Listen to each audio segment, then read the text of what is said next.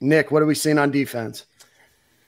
I really like Cameron Jackson from Memphis. Talked to a couple people around the Memphis program, and I think the only negative that I heard is maybe takes plays off sometimes as a 300-pounder. I get that, but you'd rather be a guy that the coach has to say whoa rather than go. But if you've got McClellan there and you've got Big Dez, you don't need to ask him to play 50 snaps. Hey, play 35 snaps a game. Go all out 35 times. I really like him. I think Trahada. I'm going to mess that up. I always call him Trahada, but I learned Mitchell. that J's are silent. Yeah, Mitchell. He has stepped right in already into that Ventrell Miller role, making calls, making checks, really vocal. Black names rarely are pronounced how they spell, so I'm gonna think both of you guys are wrong. Yeah, the strong J. What would be your pronunciation? What'd you say, real quick? Let me see if I could get it right. What'd you say, Nick? Trahaja. Tahaja? No. What'd you say, Dan? I said Tarada. Tarada? Taraje. Give me Taraje. Taraje Mitchell. Taraje Mitchell. That could work. I'm just. We need clarification, Nick. I was wrong on Keontae. I've been wrong on black names before. I could be wrong again, but I literally asked Jaden Hill on Saturday, and he told me. Can't remember. But anyway, I like him. Step right in, 5th-year player. Obviously was in the playbook because he's out there making calls with Derek Wingo out after his second surgery. That means Shamar James is there next to him. I really haven't seen Manny Nunnery a lot. He was last, right, from Houston.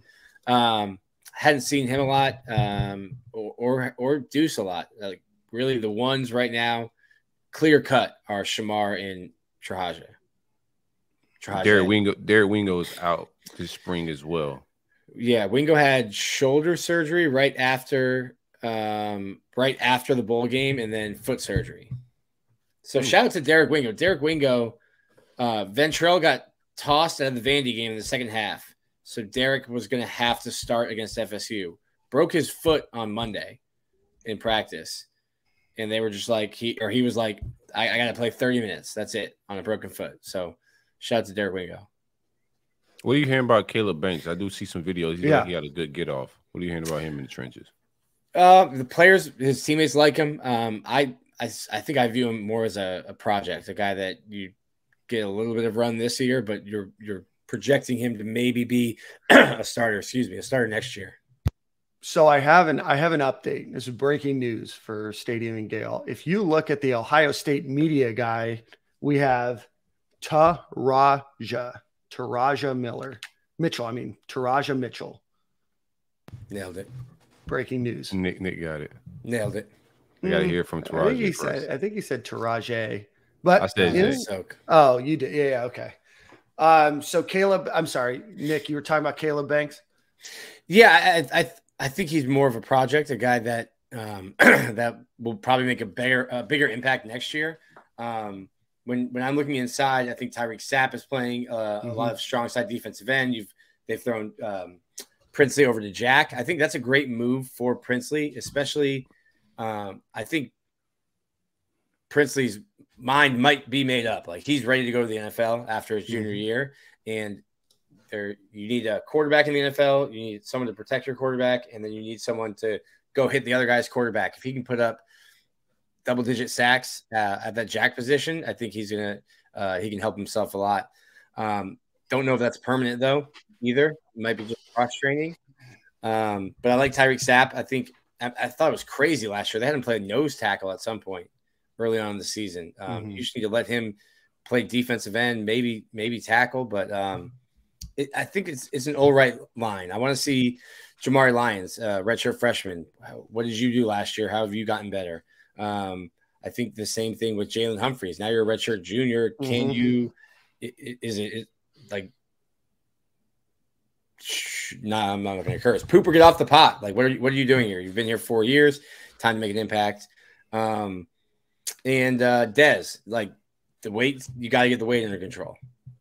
Yeah, I think he's every bit that 449. He's probably a little bit lighter now. But the videos and pictures that we're seeing is that he's definitely absolutely carrying at least 4 bills out there right now. A mid 4 bills. We've got Kamari Wilson and Miguel Mitchell as starting safeties. What are we seeing at defensive back on the cornerback side, Nick? Well, at cornerback, I think there's been a bunch of guys that have been out non-contact, including Devin Moore. I've seen Jaden Hill playing a little nickel. And if you can get Marshall Hill and Devin Moore on the field at the same time, I like that cornerback room. What about Jalen Kimber? Are you putting him in that group as well? Kimber's out there. He's been just outside, I think. Okay.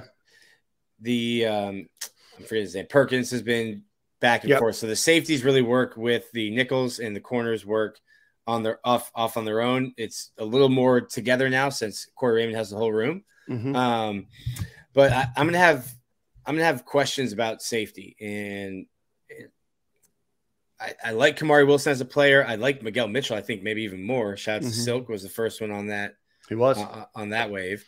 But Austin Armstrong is going to ask a lot out of the safeties to be vocal, to know what 10 other guys are doing on the field every play. And these guys just don't really have any experience. So you're kind of in the deep end swimming right now, trying to make these calls and checks that you didn't have to make before.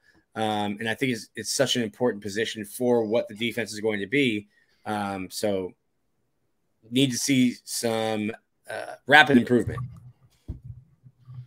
Okay. What are we – I know that you mentioned it kind of briefly there, but what are we seeing different out of Corey Raymond now having the entire defensive backfield? Is it a lot more cross-training? Is it splitting them into different drills? Are they doing the same drill just with a group of, 20 instead of a group of, 10 now? What's kind of the temperature there? Practice looks the same. Austin Armstrong's been over there a lot, working with safeties and mainly safeties, but safeties and corners. He doesn't have a position room, so he kind of floats around during practice. I thought it was weird initially when he didn't have a position group to coach. But I kind of like, if you're the coordinator, you can kind of have a 30,000 foot view and go and see everything during a practice. Nothing's really changed there. They run the same stuff, and Austin helps out, and they've got 36 graduate assistants that are over there as well. Things you love to hear. Let's see. We had a big recruiting weekend as well here at the University. Actually, before we do that, Nick, you guys got the chance to talk to Austin Armstrong for the first time over the weekend on Saturday. Tell us a little bit about that conversation. Talks a lot, talks fast, talks a lot. He was impressive. He told us he grew up around Tuscaloosa. Family were Alabama fans. And at some point, I think early on, he said he realized not tall, not fast, love football, probably can't play it. So he wanted to be a coach. He said he went to a career day in elementary school dressed as Steve Spurrier. That's why he wears the visor. Was he just telling stories to make fans like him? I don't know, but it seemed real.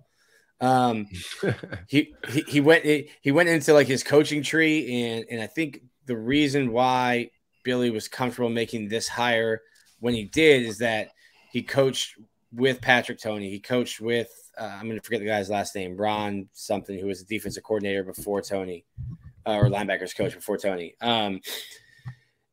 It's going to be the same verbiage, a lot of the same schemes, but I think it'll be more aggressive. I don't know, like Todd Grantham and Gage 8 aggressive, but I expect them to blitz and bring pressure and try to disguise some things. He mentioned one thing: a lot of defenses are either multiple on the back end or multiple on the front end. He said we can be multiple in both. I think it's a lot on his plate. You show up in practice has already started. You're 29 years old and you're coming from the Sun Belt.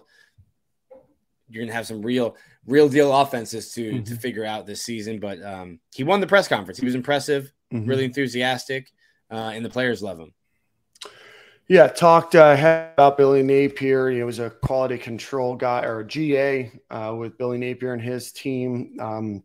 He reached out to Kirby Smart when he was at Georgia. Napier did, and they gave Austin Armstrong an opportunity to be a QC coach with them. He goes over to Southern Miss, and then he mentioned this is Austin Armstrong talking. If I was not at Georgia and working at Louisiana, Will Hall, who was the coach, probably couldn't have hired a 27-year-old unexperienced defensive coordinator.